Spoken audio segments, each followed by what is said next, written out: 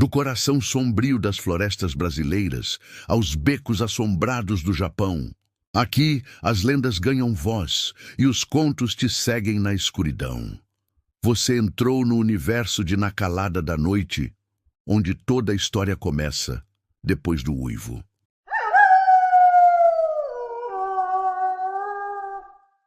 Meu nome é Gabriel, e o que vou contar agora não é uma lenda urbana, nem um conto de terror inventado para assustar criança antes de dormir. É um relato que corre no sangue da minha família há gerações.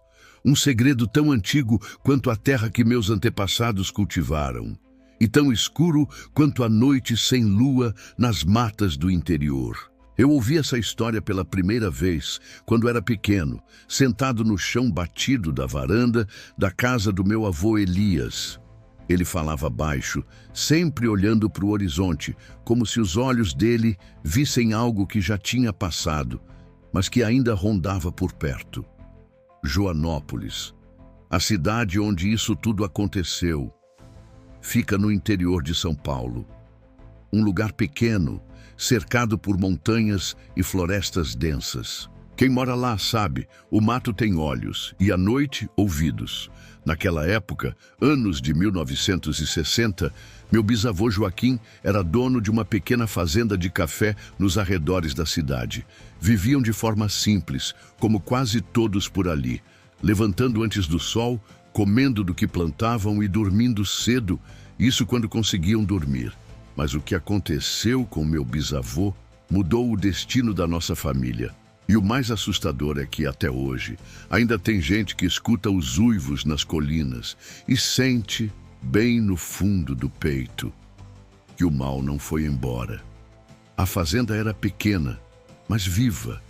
O cheiro do café recém-torrado, o barulho dos galhos se movendo com o vento da manhã, e o som ritmado dos cascos dos bois arando a terra. Meu bisavô, Joaquim, era um homem duro, de poucas palavras, mãos calejadas e olhos que nunca sorriam. Ele acreditava na força do trabalho, na terra e no suor, mas não em fantasmas, nem em histórias de lobisomem que os vizinhos contavam ao redor da fogueira. Dona Maria, minha bisavó, era o oposto. Católica fervorosa, rezava o terço todas as noites e mantinha ramos de arruda atrás das portas. Dizia que o mundo era feito de mais do que os olhos podiam ver. Eles tinham 3 filhos. O mais velho, Elias, meu avô, já era quase um homem feito. Trabalhava com o pai desde os 11 anos e tinha orgulho de carregar o nome da família.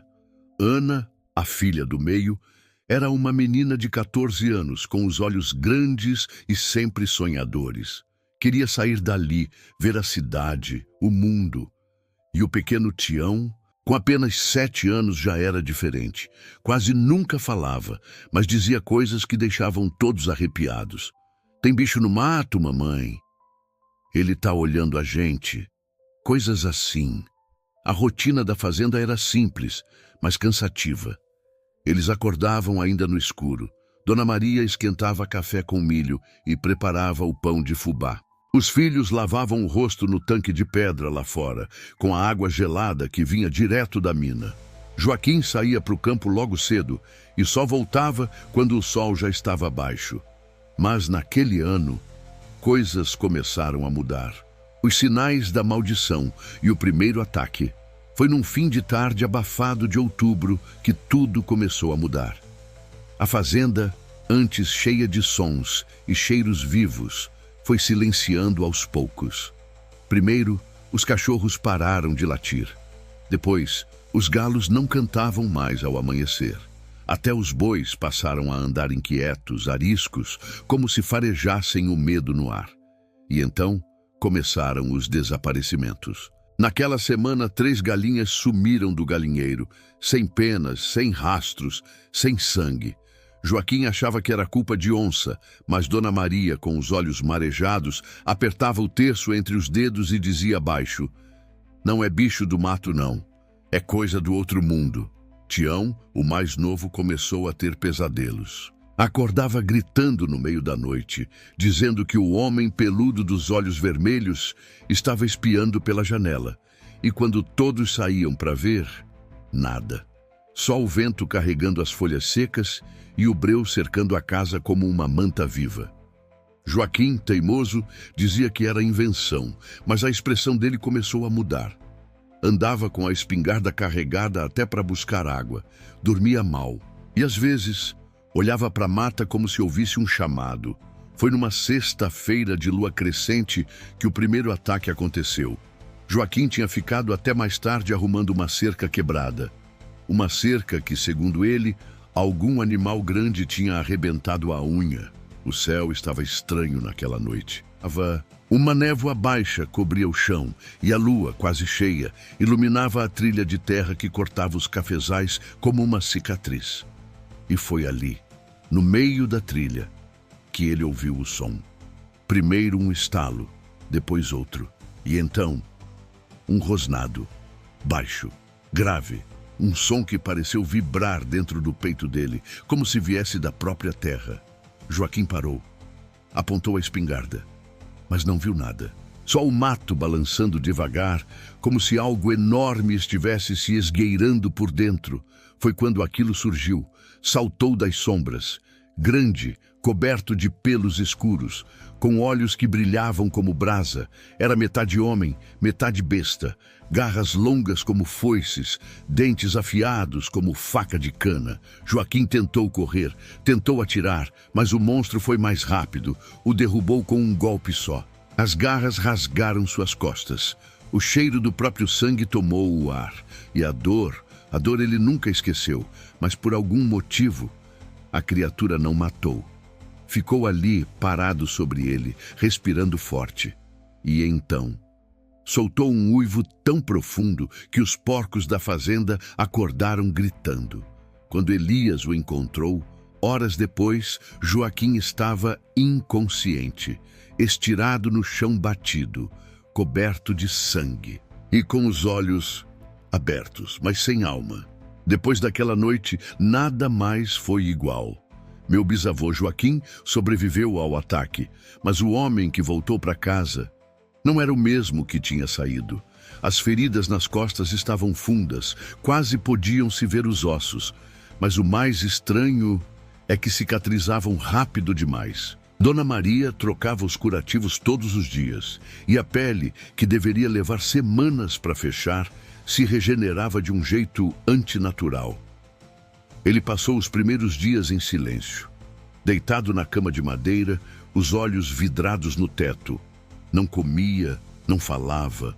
A respiração era pesada, como se estivesse lutando contra algo dentro dele. Na quarta noite, Elias acordou com um barulho vindo do pai. Joaquim estava sentado na beirada da cama, ofegante, suando, com as mãos tremendo. "Pai?" Elias chamou. Joaquim virou o rosto devagar e, pela primeira vez, Elias viu os olhos do pai vermelhos como brasa. Naquela noite, ninguém dormiu. Os porcos ficaram agitados, batendo contra as cercas. As galinhas cacarejavam como se estivessem vendo uma cobra no galinheiro. E Tião, o pequeno Tião, acordou gritando. "Ele está mudando, mamãe. O papai virou bicho." Dona Maria trancou as portas. Colocou ramos de arruda nas janelas, acendeu todas as velas do altar e ficou a madrugada inteira ajoelhada rezando. No dia seguinte, Joaquim se levantou, sem dizer uma palavra. Saiu da cama, lavou o rosto, pegou a enxada e voltou a trabalhar como se nada tivesse acontecido. Mas todos viam que havia algo errado. Ele evitava a luz do sol, se irritava fácil, começou a comer carne crua escondido.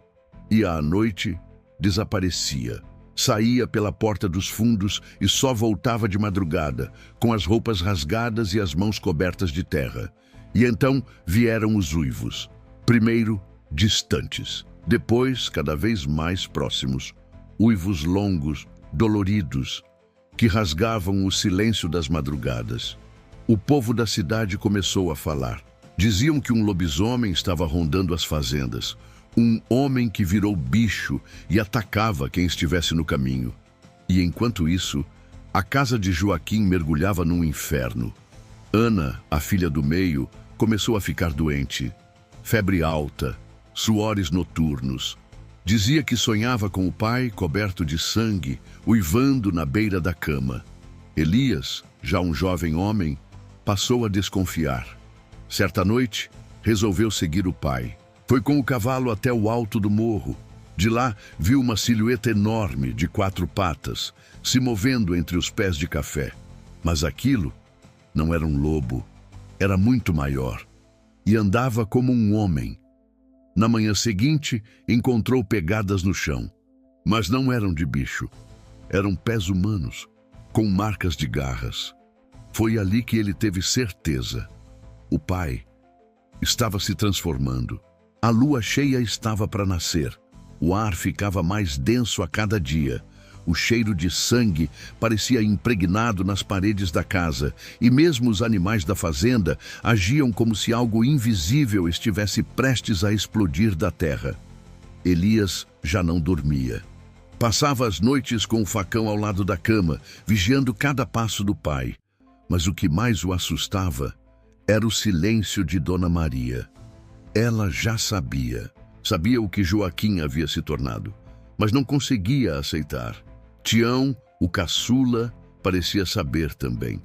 Começou a desenhar com carvão nas paredes do galinheiro. Figuras de lobos com olhos vermelhos, homens cobertos de pelos e uma família cercada por sombras. Na noite da lua cheia, tudo desabou. Joaquim saiu antes do pôr do sol. Estava estranho, mais calmo do que o normal. Vestia uma camisa branca, limpa, como se estivesse indo para um velório. E foi mesmo. Elias esperou escurecer. Pegou a espingarda do avô, carregou com balas de prata, feitas por um ferreiro que morava nas montanhas, e desceu pela trilha em silêncio, com o coração aos pulos no peito. A mata estava viva, cheia de sons que não pertenciam à natureza. Ramos quebrando, grunhidos ao longe, folhas se arrastando sem vento algum. E então ele viu. Na clareira perto da mina d'água, Joaquim estava de joelhos. O corpo tremia, como se estivesse sendo rasgado por dentro. A camisa se abriu. Os pelos começaram a brotar pela pele como espinhos. Os ossos estalaram, a mandíbula se alongou. E dos lábios de um homem saiu o uivo de uma criatura ancestral. Elias chorou. Chorou porque ali não estava mais o pai. Estava outra coisa. Mas o lobisomem o viu. Se levantou. Mais de 2 metros de puro músculo e fúria. Os olhos vermelhos ardiam como brasas recém-acesas, e em segundos pulou na direção do filho. Elias atirou. Uma vez. Nada. Atirou de novo. A bala pegou no ombro da criatura, que recuou, mas não caiu. O terceiro tiro acertou o peito. O monstro soltou um uivo de dor que ecoou pelas montanhas. Cambaleou e caiu de joelhos. Por um segundo, bem pequeno, os olhos da besta voltaram a ser os de Joaquim, e ele sussurrou: "Me perdoa, meu filho." Então tombou no chão, e não se mexeu mais. Elias enterrou o corpo do pai sozinho, no alto do morro. Colocou uma cruz de madeira sem nome, só com um ramo de arruda pendurado. Nunca contou para ninguém. Mas naquela noite a fazenda silenciou. Os bichos voltaram ao normal. Tião parou de desenhar. E Dona Maria, ela nunca mais falou o nome do marido. Hoje, muitos anos depois, a fazenda não existe mais. Vira só terra abandonada. Mas o túmulo continua lá. E às vezes, quando a lua cheia sobe no céu, os moradores dizem que dá para ouvir um uivo vindo da mata. Um uivo triste, que parece carregar dor e saudade. Meu avô Elias me contou essa história só uma vez, na última vez que fui visitar ele antes de falecer. Disse que o mal nunca foi embora, só dormiu. E que em cada família existe uma maldição adormecida. Você pode não acreditar, mas se um dia for a Joanópolis, evite as trilhas na época da lua cheia, porque no escuro ninguém sabe quem é homem e quem já virou fera. Se você chegou até aqui, é porque a escuridão te abraçou. Obrigado por ouvir mais uma história na calada da noite. Se gostou, deixe seu like, se inscreva no canal e ative o sino para não perder o próximo sussurro das sombras. E se você tem um relato, uma lenda ou uma história assustadora para contar, envie para a gente. Quem sabe ela não seja a próxima a ecoar por aqui. Nos vemos no próximo Uivo.